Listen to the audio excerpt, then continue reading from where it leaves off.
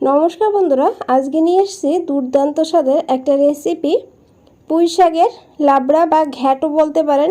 খেতে দুর্দান্ত হয়। এইভাবে একবার বাড়িতে বানিয়ে দেখুন। আমি যেভাবে বানিয়েছি খুবই সহজ বানানো, খুবই সহজ একটা রেসিপি, কিন্তু খেতে দুর্দান্ত হয়। তো চলুন ঝটপট করে দেখে নিয়ে যাক কী করে বানিয়েছি। তো প্রথমেই এখানে নিয়েছি কিছু সবজি। তো প্রথমে পুঁই শাক নিয়েছি, গাজর, পটল, কুমড়ো নিয়েছি, আর নিয়েছি এখানে বেগুন। আর এখন এই সবজিগুলোকে কেটে নেব। তো দেখুন বন্ধুরা, সবজিগুলোকে কেটে নিয়েছি। আর এখানে আমি সবজিগুলো কিন্তু খুব বেশি বড় করে কাটিনি। খুব বেশি বড় করে কাটলে তাহলে রান্না করতে টাইম বেশি লাগবে।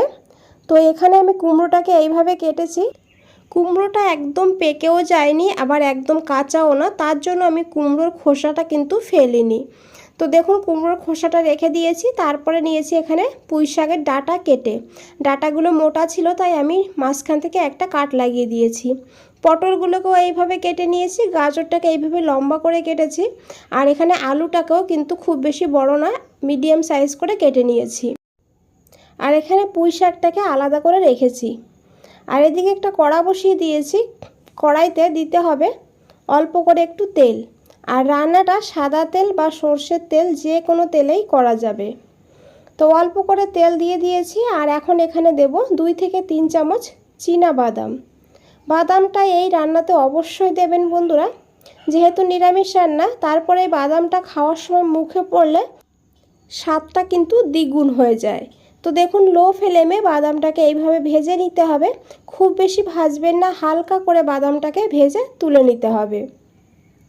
তো এখানে আমি বাদামটাকে তুলে নিয়েছি। তো এইখানে আমি আরও 2 চামচ সাদা তেল অ্যাড করে দেব।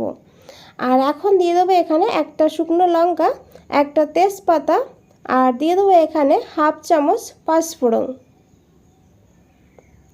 পাঁচফোড়নটাকে একটু ভাজা ভাজা করে নিতে হবে। আর এখন এখানে দিয়ে দিতে হবে কেটে রাখা আলুগুলো। যে সবজিগুলো রান্না হতে টাইম বেশি লাগবে সেই সবজিগুলো এখানে দিয়ে দিতে হবে। তো প্রথমে এখানে আমি আলু দিয়েছি, তারপরে দিয়ে দেবো এখানে কেটে রাখা পটলগুলো, আর দিয়ে দেবো এখানে কুমড়োগুলো। এখন কিছু সময় সবজিটাকে ভেজে নেব মিডিয়াম ফ্লেমে। আর মাঝে মধ্যে একটু ঢাকা দিয়ে দেব, তাহলে সবজিগুলো খুব তাড়াতাড়ি ভাজা হবে আর অনেকটা সিদ্ধও হবে। তো এইভাবে মাঝে মধ্যে ঢাকনাটা খুলে নিতে হবে। খুলে নিয়ে এইভাবে একটু নাড়াচাড়া করে নিতে হবে। তো দেখুন সবজিগুলোকে হালকা করে ভেজে নিয়েছি। তো এখন এখানে অ্যাড করে দেব গাজর, আর দেব এখানে পুঁই শাকের ডাঁটাগুলো।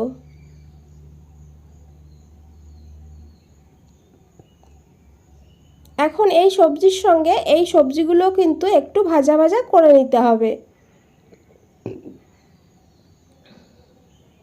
বন্ধুরা খুবই সাধারণ একটা রেসিপি, কিন্তু খেতে দুর্দান্ত হয়।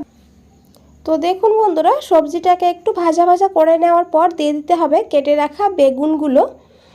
আর বেগুনগুলোকে দিয়েও একটু ভেজে নিতে হবে। আর এখন ঢাকা দিয়ে দেবো 2 মিনিটের জন্য লো ফ্লেমে। তো 2 মিনিট পর ঢাকনাটা খুলে নিতে হবে। তো এখন খুব ভালো করে একটু মিশিয়ে নিতে হবে। তো দেখুন খুব ভালো করে মিশিয়ে নেওয়ার পর এখন দিয়ে দেবো এখানে 1 চামচ আদা গ্রেট করে নিয়েছি। তো আদাটা এইভাবে দেবেন, তাহলে দেখবেন এই রেসিপির টেস্টটা কিন্তু দুর্দান্ত হবে। তো আদাটাকে দিয়ে খুব ভালো করে সবজির সঙ্গে মিশিয়ে নেব। আর সবজির সঙ্গে একটু ভাজা ভাজা করে নেব আদাটাকে। তারপরে দিয়ে দিয়েছি কাঁচা লঙ্কা। তো লঙ্কার পরিমাণটা আপনারা বাড়িয়ে কমিয়ে নিতে পারেন। আর এখন খুব ভালো করে মিশিয়ে নেব। আর এখন এখানে অ্যাড করে দেব কেটে রাখা পুঁই শাকগুলো। পুঁই শাক কিন্তু একদমই টাইম লাগবে না। তো পুঁই শাকটাকে একদম সবার লাস্টেই দিতে হবে। পুঁই শাকটাকে দিয়ে খুব ভালো করে মিশিয়ে নিতে হবে। আর এইভাবে আরও কিছু সময় সবজিটাকে একটু ভাজা ভাজা করে নিতে হবে। আর এখন এখানে দিয়ে দিতে হবে পরিমাণ মতন লবণ। আর দিয়ে দিতে হবে এখানে হাফ চামচ হলুদের গুঁড়ো। আর দিয়ে দেবো এখানে হাফ চামচ কাশ্মীরি লঙ্কার গুঁড়ো কালারের জন্য। এটা দিলে কালারটা ভালো হবে। তো না চাইলে নাও দিতে পারেন। তো দিয়ে খুব ভালো করে মিশিয়ে নিতে হবে। আর কাশ্মীরি লঙ্কার গুঁড়োর জায়গায় আপনারা কিন্তু লাল লঙ্কার গুঁড়ো ব্যবহার করতে পারেন, তবে কাঁচা লঙ্কার পরিমাণটা তখন কম করে দেবেন। তো দেখুন ঢাকা দিয়ে দিয়েছিলাম 2 মিনিটের জন্য লো ফ্লেমে। 2 মিনিট পর ঢাকনাটা খুলে নিয়েছি। দিয়েছি একটা টমেটো। তো টমেটো কিন্তু পুরোপুরি অপশনাল।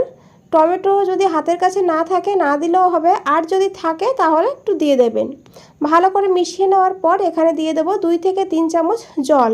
খুব বেশি কিন্তু এই রান্নাতে জল হবে না। তো যেহেতু গুঁড়ো মশলা ব্যবহার করেছি নিচে লেগে না যায়, তাই 2 থেকে 3 চামচ জল অ্যাড করে দিয়েছি। ভালো করে মিশিয়ে ঢাকা দিয়ে 5 মিনিট রান্না করব লো ফ্লেমে। এদিকে একটা ভাজা মশলা করব। নিয়েছি 2টো শুকনো লঙ্কা, একটা তেজপাতা, গোটা গরম মশলা। একটু ভাজা ভাজা করে নিতে হবে। তারপরে দিতে হবে 1 চামচ গোটা ধনিয়া, আর দিতে হবে 1/2 চামচ জিরা। লো ফ্লেমে মশলাটাকে কিছু সময় ভাজতে হবে। মশলার থেকে সুন্দর একটা গন্ধ বেরিয়ে গেলে গ্যাসের ফ্লেমটা অফ করে দিতে হবে, আর মশলাটাকে ঠান্ডা করে নিতে হবে। তো মশলাটাকে ঠান্ডা করে নেওয়ার পর এদিকে আমি একটা দেখুন মিক্সচার গ্রাইন্ডার নিয়ে নিয়েছি, আর এখন এই জারে এই মশলাটা দিয়ে দিতে হবে। আপনারা চাইলে শিলেও বেটে নিতে পারেন। তো এইভাবে আমি জল না দিয়ে এটাকে গুঁড়ো করে নেব। আর এদিকে দেখুন 5 মিনিট হয়ে গিয়েছে, ঢাকনাটা খুলে নিয়েছে। আশা করি দেখে বুঝতেই পেরেছেন সবজিগুলো কিন্তু একদম সিদ্ধ হয়ে গিয়েছে। তো এখন একটু খুব ভালো করে মিশিয়ে নিতে হবে। আর এখন দিয়ে দেবো এখানে 1/2 চামচ চিনি। চিনির পরিমাণটাও কিন্তু আপনারা টেস্ট হিসাবে দেবেন।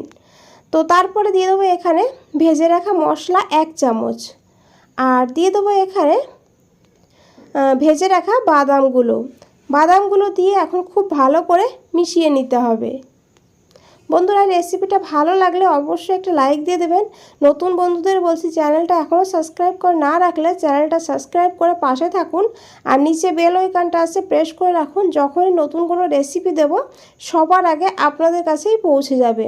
তো দেখুন খুব ভালো করে মিশিয়ে নেওয়ার পর এখানে দিয়ে দিয়েছি 1 চামচ ঘি। ঘিটা দিয়ে খুব ভালো করে মিশিয়ে 1 মিনিট লো ফ্লেমে রেখেছিলাম। তারপর স্ট্যান্ডিং টাইমে 2 মিনিট রেখে দিয়েছিলাম।